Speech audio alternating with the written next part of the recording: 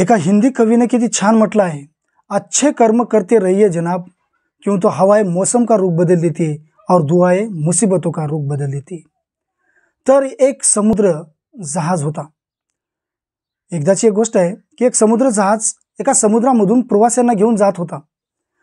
अचानकच खूप मोठं वादळ वारं सुटलं आणि खूप मोठ्या वादळ वाऱ्यासकट पाऊसही मोठा आला आणि ज्यावेळी पाऊस आला त्यावेळी ते समुद्र जहाज इकडं तिकडं लकवा मारल्यासारखं इकडं तिकडं फिरू लागलं होतं आणि अचानकच ते त्या जंगलाच्या दिशेत अचानक समुद्र जहाज त्या ठिकाणी कोसळलं। जसं ते कोसळलं तेव्हा तिथले प्रवासी सगळे डुबून गेले, पाण्यामध्ये एवढे डुबून गेले की कोणाची काही शाश्वती देता येत नव्हती। परंतु एक असा एक व्यक्ती होता की जो आपले प्राण वाचवण्यामध्ये एकदम यशस्वी ठरला। तो हातपाय मारत मारत मारत त्या समुद्राच्या किनाऱ्यावर बाहेर येऊन पडला।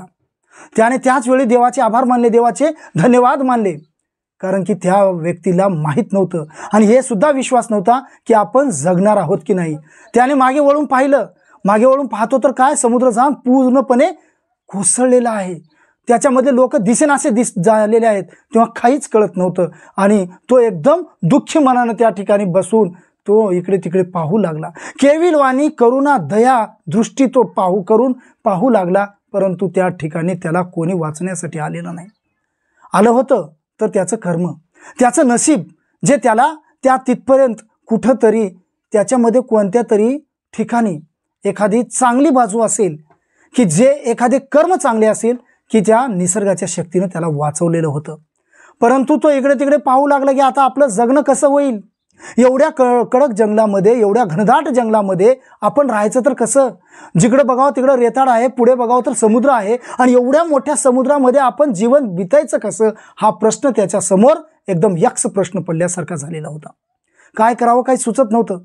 तेव्हा त्याने देवाला याचना केली, आकाशाकडे हात करून त्याने देवाला भीक मागू लागला, देवा माझी मदत कर, कारण का या ठिकाणी माझं समुद्र जहाज जे आहे ते कोसळून गेलेलं आहे, दरी त्या समुद्रामध्ये पूर्णतः ते डुबलेलं आहे, लोकही मरण पावलेत, आता मी जगायचं तर कसं, माझ्या मदतीला कोणीतरी धावू दे, देवा माझ्या मदतीला पड असं तो त्या देवाला विवंचना करू लागला, याचना करू लागला।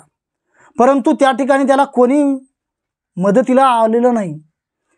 तेव्हा ती रात्र त्याने तशीच काढली, मस्तपैकी त्या रेतीवर तो केव्हा झोपी गेला काही कळलं नाही।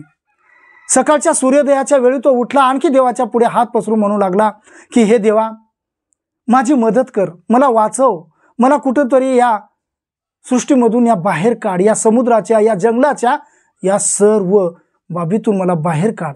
परंतु त्याची काही कोणाला काही पडलं नव्हतं किंवा कोणी काही ऐकलं नाही। एक दिवस गेला, दुसरा दिवस गेला, तिसरा दिवसही गेला। चौथ्या दिवशी त्याने मग विचार केला, आपण जोपर्यंत आहोत तोपर्यंत जिवंत राहायचं आहे, आपल्याला जिवंत जोपर्यंत राहायचं आहे तोपर्यंत काहीतरी खावं लागेल। तो जंगलामधले फळं खायचा, नारळाचं पाणी प्यायचा, समुद्रामधल्या माशा पकडायचा आणि अशा रीतीनं आपलं जीवन तो बितवायचा। असाच एक वेळी त्याने समुद्रामधून काही माशा घेऊन आले आणि माशा घेऊन येऊन तो भाजून खाऊ लागला। त्याच्या पुढे सर्वात मोठा प्रश्न पडलेला होता की आता करायचं काय, राहायचं कसं, कुठं राहायचं। तर त्याने जंगलामधील काही लाकडं जमा केली आणि त्याची एक छोटीशी झोपडी बनवली आणि त्या रेताळ जमिनीमध्ये आपली छोटीशी झोपडी बनवून तो त्या ठिकाणी राहू लागला। जसा तो राहू लागला तसा तो प्रत्येक दिवशी तो देवाला मदत मागू लागला, देवाच्या समोर आपले हात पसरू लागला की देवा कोणीतरी मदतीला येऊ दे। परंतु काहीच मदतीला कोणी येत नव्हतं। दिवसेंदिवस घडत होते, दिवसेंदिवस गुजरत होते, काहीही घडत नव्हतं। त्याची दररोजची नैमित्तिक जे क्रिया होती ती म्हणजे झाडांची फळं खाणे, त्याचबरोबर नारळाचं पाणी पिणं आणि माशा धरून आणणं आणि माशा भाजून खाणं। असाच तो जंगलामध्ये गेला आणि काही माशा घेऊन आला। माशा घेऊन येऊन तो भाजणार तेव्हा चूल पेटवली, चूल आपल्या झोपडीच्या समोर पेटवली। जशी चूल पेटवली तसे काही लाकडं होते, तर ते लाकडं काही थोड्याच वेळामध्ये संपून गेले। त्याने विचार केला की आता आपण करायचं काय, तेव्हा लाकडं काही जंगलामधून जाऊन आणावे लागेल, कारण का पोटामधली भूक वाढत आहे।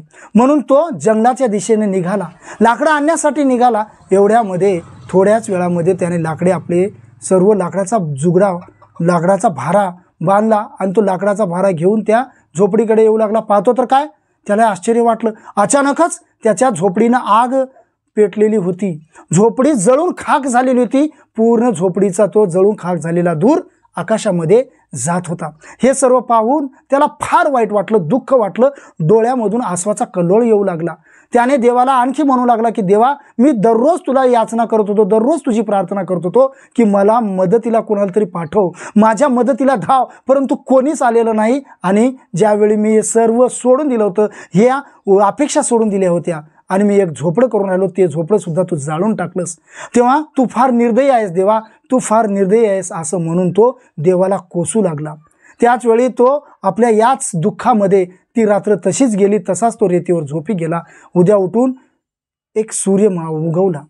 जसा सूर्य उगवला त्याच्यासाठी एक नशिबाचं एक अवतारच घेऊन आला। थोड्याच वेळामध्ये तो उठल्याच्या नंतर डोळे चोळत चोळत पाहतो तर समुद्राकडे, तर समुद्रामधून एक जहाज त्याच्या दिशेकडे येताना त्याला दिसले। हे पाहून त्याला आश्चर्य झालं। तो पटकन उठला आणि पळत पळत त्या जहाजाच्या दिशेने गेला। जहाजाच्या दिशेने गेल्याच्या नंतर जहाजाचा कॅप्टन बाहेर आला आणि कॅप्टनने त्याच्या हातात हात दिलं आणि सांगितलं की बरं झालं, तुम्ही आम्हाला वाचवण्यासाठी एक फायर सिग्नल दिला होता। त्यावेळी त्याला प्रश्न पडला, मी फायर सिग्नल केव्हा दिलं होतं? मग थोड्या वेळामध्ये त्याला आठवण आली की खरंच काल आपली झोपडी जळलेली होती, ज्या जळलेल्या झोपडीमधून आग लागलेली होती आणि आग लागलेली त्यांना दिसलं असेल की त्यालाच ते फायर सिग्नल असं समजत असतील। मग एवढं झाल्याच्या नंतर त्यांनी त्या व्यक्तीला आपल्या जहाजामध्ये बसून त्यांचा प्राण वाचवला। तर मित्रांनो, एवढीशी गोष्ट आहे, या गोष्टीमधून आपल्याला असा एक चांगला बोध निघतो की आपल्या जीवनामध्ये आपण देवाला कोसून काय उपयोग नाही, प्रयत्न केल्याच्या नंतर एक ना एक मार्ग आपल्याला सापडतोच। म्हणजे जसं म्हणतात बघा की प्रयत्न केल्याच्या नंतर आपल्याला कोणीही काही करू शकत नाही, कोणीही आपलं वाकडं करू शकत नाही। समजा जर आपल्याला 9 दरवाजे देवाने बंद केले तर एक दरवाजा आपल्यासाठी तो असतो नशिबाचा, तो नशिबाचा दरवाजा आपल्यालाच शोधावा लागतो। म्हणून मित्रांनो, आजपासून आपण सुद्धा असा विचार करायचं, निगेटिव्ह व्हायचं नाही। जीवनामध्ये जर आपल्याला पुढे जायचं असेल तर कोणत्याही निगेटिव्ह गोष्टीकडे आपल्याला वळायचं नाही, आपल्याला मार्ग काढायचा आहे।